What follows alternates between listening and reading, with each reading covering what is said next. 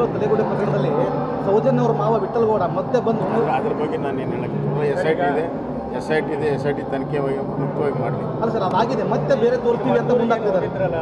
City Ravi ಆಗಿರ್ಬೋದು ಮೇಲೆ case ಹಾಕುವಂಥ ಕೆಲಸ ಪ್ರಚೋದನಕಾರಿ ಭಾಷಣ ಮಾಡಿದ್ದಾರೆ. ಕೇಸ್ ಹಾಕ್ಕೊಂಡು ನೋಡಿ, ರಾಜ್ಯ ಸರ್ಕಾರ ಮೂಲತವಾಗಿ ತನ್ನ ಕರ್ತವ್ಯವನ್ನು ಮರೆತು ಆಡಳಿತದಲ್ಲಿ ರಾಜಕಾರಣ ತಂದಿದ್ದಕ್ಕಾಗಿ ಎಲ್ಲ ಗಲಭೆ ಆಗಿದೆ.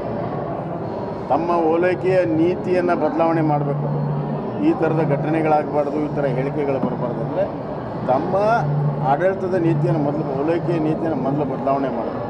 ಅದನ್ನು ಮಾಡ್ದೇ ಇವತ್ತು ಅಲ್ಲಿ ಕಲ್ಲು ತೂರಾಟ ಮಾಡಿದವ್ರನ್ನ ಬಿಟ್ಟರು, ಅಲ್ಲಿ ಕ್ಷೋಭೆಯನ್ನು ಉಂಟು ಮಾಡಿದವ್ರನ್ನ ಬಿಟ್ಟರು, ಇದಕ್ಕೆಲ್ಲ ಅವಕಾಶವನ್ನು ಮಾಡಿಕೊಟ್ಟಿದ್ದಾರೆ.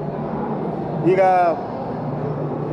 ಸಿಟಿ ರವಿಯವರಾಗಲಿ ಅಲ್ಲಿಯ ಜನರ ದುಃಖ ದುಮ್ಮಾನಗಳನ್ನು ಮತ್ತು ಭಯದ ವಾತಾವರಣವನ್ನು ಅಲ್ಲಿ ನೋಡಿಕೊಂಡು ಕೆಲವು ಮಾತುಗಳನ್ನು ಹೇಳಿದ್ದಾರೆ. ಅದು ಯಾವುದೇ ಒಂದು ಧರ್ಮದ ವಿರುದ್ಧ ಹೇಳಿಲ್ಲ, ನಮ್ಮ ರಕ್ಷಣೆಗೆ ಏನು ಮಾಡ್ಕೊಳ್ತೀವಿ ಅನ್ನುವಂಥ ಮಾತನ್ನು ಹೇಳಿದ್ದಾರೆ ಹೊರತಾಗಿ ಇನ್ನೊಂದು ಧರ್ಮದ ವಿರುದ್ಧ ಹೇಳಿಲ್ಲ. ಅದನ್ನು ವಿಪರೀತವಾಗಿ ಅರ್ಥ ಮಾಡುವಂಥದ್ದು, ಮೂಲತವಾಗಿ ತಮ್ಮ ಆಡಳಿತದ ಲೋಪವನ್ನು ಸರಿ ಮಾಡಿಕೊಳ್ಳದೆ ಹೋದರೆ ಈ ಥರದ ಘಟನೆಗಳು ಕಳೆದ 2 ವರ್ಷದಿಂದ ಏನಾಗ್ತಾ ಇದೆ ಇದು ಮುಂದುವರಿಬಾರ್ದು ಅಂತಂದರೆ ಅವರು ಮೂಲ ತಮ್ಮ ಆಡಳಿತದ ನೀತಿಯಲ್ಲಿ ಬದಲಾವಣೆ ಮಾಡಿ. ಸರ್, ಯತ್ನಾಳ್ ಅವರು ನಿನ್ನೆ ಮದ್ದೂರಲ್ಲಿ ರ್ಯಾಲಿ ಮಾಡ್ತಾ ಒಂದು ಹೇಳಿದ್ದಾರೆ, BJP ಸರಿಯಾಗಿ ನಮ್ಮನ್ನು ಇನ್ನೂ ನಡೆಸ್ಕೊಳ್ಳಿಲ್ಲ ಅಂತ ಹೇಳಿದರೆ ಒಂದು ಸ್ವತಂತ್ರವಾದಂಥ ಪಕ್ಷ ಕೆಡ್ತೀವಿ, ಕರ್ನಾಟಕ ಹಿಂದೂ ಪಾರ್ಟಿ ಅಂತ ಒಂದು ಮಾಡ್ತೀವಿ ಅಂತ ಹೇಳಿದ್ದಾರೆ. ಅವ್ರನ್ನ ವಿಶ್ವಾಸಕ್ಕೆ ತಗೊಳ್ಳೋ ಪ್ರಯತ್ನ ನಡೀತಾವ ಸರ್ ಮತ್ತೆ BJP? ಅದ್ರ ಬಗ್ಗೆ ನಾನು ಹೇಳುವಂಥ ಅಧಿಕಾರ ನನಗಿಲ್ಲ, ವರಿಷ್ಠರ ತೀರ್ಮಾನ ಇದೆ. ಈ ಬ್ಯಾಲೆಟ್ ಪೇಪರ್ನಲ್ಲಿ ಮತ್ತೆ ಮಾಡೋ ಎಲೆಕ್ಷನ್ ಅಂತ ಇಲ್ಲ, ಬ್ಯಾಲೆಟ್ ಪೇಪರಲ್ಲಿ ಮಾಡಲಿ ಬೇಡ ಅನ್ನೋದಿಲ್ಲ. ಆದರೆ EVMಲ್ಲಿ ಗೆದ್ದಂಥ ಮುಖ್ಯಮಂತ್ರಿ 136 ಶಾಸಕರು EVM ಮೇಲೆ ಗೆದ್ದಾರೆ, ಬ್ಯಾಲೆಟ್ ಮೇಲಲ್ಲ. ಮತ್ತು EVM ಸುಪ್ರೀಂ ಕೋರ್ಟಲ್ಲಿ ತೀರ್ಮಾನ ಆಗಿದೆ. ಎಲೆಕ್ಷನ್ ಕಮಿಷನ್ ಕರೆದ್ರು ಕಾಂಗ್ರೆಸ್ ಪಾರ್ಟಿಗೆ, EVMಲ್ಲಿ ಏನು ತೊಂದರೆ ಇದೆ, ಹೆಂಗೆ ಮ್ಯಾನಿಪುಲೇಟ್ ಮಾಡ್ಬೋದು ತಿಳಿಸ್ರಿ ಅಂದರೆ 10 ಸತಿ ಕರೆದ್ರು ಕೂಡ ಬರಲಿಲ್ಲ.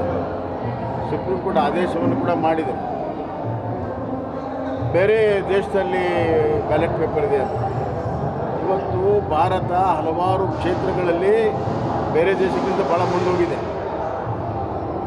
ಅದೊಂದು ಕಾಲ ಇತ್ತು, ಬೇರೆ ದೇಶಗಳು ನಮಗಿಂತ ಮುಂದಿದೆ, ಅವ್ರು ಮಾಡಿದ್ದನ್ನು ನಾವು ಮಾಡಬೇಕನ್ನುವಂಥ ಆ ಮನಸ್ಥಿತಿ ಬದಲಾವಣೆ ಆಗಬೇಕು. ನಾವು ಬೇರೆ ರಾಷ್ಟ್ರಗಳಿಗಿಂತ ಟೆಕ್ನಾಲಜಿಯಲ್ಲಿ, ಇನ್ನೊಂದರಲ್ಲಿ ಡಿಜಿಟಲ್ ಟೆಕ್ನಾಲಜಿಯಲ್ಲಿ ಭಾಳಷ್ಟು ಮುಂದಿದ್ದೇವೆ. ಹೀಗಾಗಿ ನಾವು ಜನರಿಗೆ ಸುಲಭವಾಗಿ ಮಾಡುವಂಥ ಎಲೆಕ್ಷನ್ ವಿಧಿವಿಧಾನಗಳನ್ನು ನಾವು ಬಳಕೆ ಮಾಡಬೇಕು. ಉದಾಹರಣೆಗೆ ಹಿಂದೆಲ್ಲ ಬ್ಯಾಲೆಟಲ್ಲಿ ಭಾಳಷ್ಟು ಅವ್ಯವಹಾರಗಳು ನಡೀತು. ಒಬ್ಬ ಅಭ್ಯರ್ಥಿ ಅವನ ಮತಗಳನ್ನು ಇನ್ನೊಂದು ಅಭ್ಯರ್ಥಿಯ ಮತಗಳ ಅಲ್ಲಿ ಇಟ್ಕೊಂಡು ಅದನ್ನು ಎಣಿಸ್ಬಿಟ್ರು.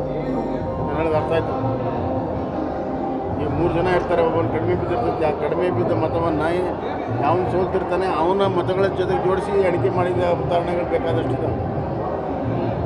ಅಲ್ಲಿನೂ ಕೂಡ ಭಾಳಷ್ಟು ಮಾಲ್ ಪ್ರಾಕ್ಟೀಸಸ್ಗೆ ಅಲ್ಲಿ ಅವಕಾಶ ಇದೆ. ಇದಕ್ಕೆ ಯಾರು ಜವಾಬ್ದಾರರು?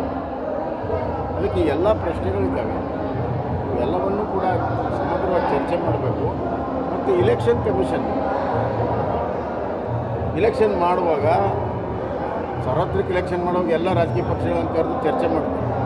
ಈ ವಿಚಾರದಲ್ಲೂ ಕೂಡ ಎಲ್ಲ ರಾಜಕೀಯ ಪಕ್ಷಗಳ ಅಭಿಪ್ರಾಯ ತಗೋಬೇಕು.